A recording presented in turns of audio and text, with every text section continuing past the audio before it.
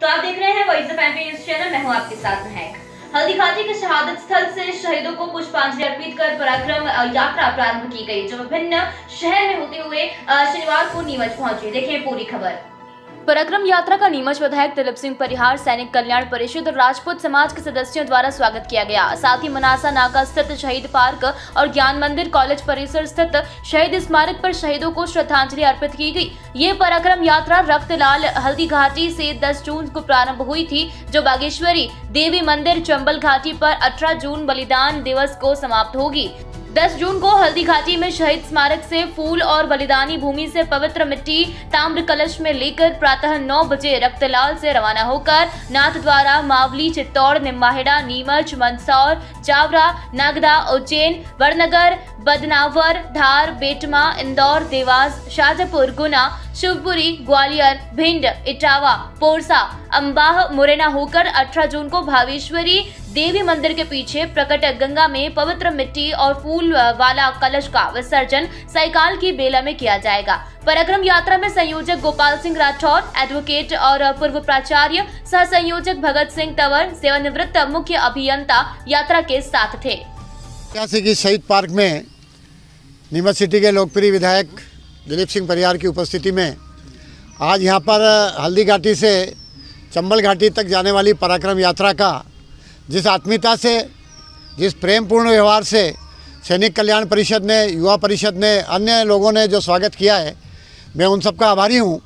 और इस यात्रा के बारे में इतना ही बताना चाहूँगा इतिहास की दृष्टि से कि 18 जून 1576 को हल्दीघाटी में जो ऐतिहासिक युद्ध हुआ था, उसमें ग्वालियर के अंतिम राजा रामशाह तोमर अपने 3 पुत्रों और 1 पोते और चंबल घाटी के सैकड़ों निवासियों की शहीद हुए थे। तो उनकी याद में हमने सोचा कि इस बार निर्जला 11 को हल्दीघाटी की पीली मिट्टी, रक्तताल की मिट्टी और उन शहीदों के समाधियों पर फूल चढ़ा करके उन सबको एक ताम्र कलश में रख करके क्यों न जनता के बीच होते हुए राष्ट्रीय स्वाभिमान जमाने के लिए, हिंदू अस्मिता को जागृत करने के लिए इस यात्रा का आयोजन किया जाए। मेरे साथ इस यात्रा में डॉक्टर भगवत सिंह तंवर जो 71 वर्ष के हैं और 81 वर्ष के हैं, रिटायर्ड पुलिस इंस्पेक्टर लाल सिंह जी भाटी जो आप भी लगभग 70 वर्ष के हैं, और भंवर सिंह जी राणावत जो ये भी आप एससीबी से रिटायर्ड एएसआई हैं और मैं रिटायर्ड प्रिंसिपल हूँ। इस यात्रा को हमने कल प्रातः 9 बजे राइट हल्दीघाटी से ताम्र कलश की पूजा करके एक महात्मा के आशीर्वाद से रवाना हुए और दिन भर यात्रा करके शाम के रात्रि विश्राम चित्तौड़ किया है। आज हमारा रात्रि विश्राम मंदसौर होगा। इस शहीद पार्क में अभी हम 1-1:15 बजे के लगभग सब एकत्रित हो रहे हैं। यहाँ से रवाना होकर के नीमच सिटी के प्रताप स्मारक पर फूल चढ़ा करके और छावनी में जो शहीद स्थल है वहाँ श्रद्धांजलि दे करके हम 3:30 बजे के लगभग नीमच छोड़ेंगे। 4 बजे मल्हारगढ़ में यात्रा का स्वागत है, 4:30 बजे पीपलिया में स्वागत है और 5 बजे हम मंदसौर में प्रवेश करेंगे।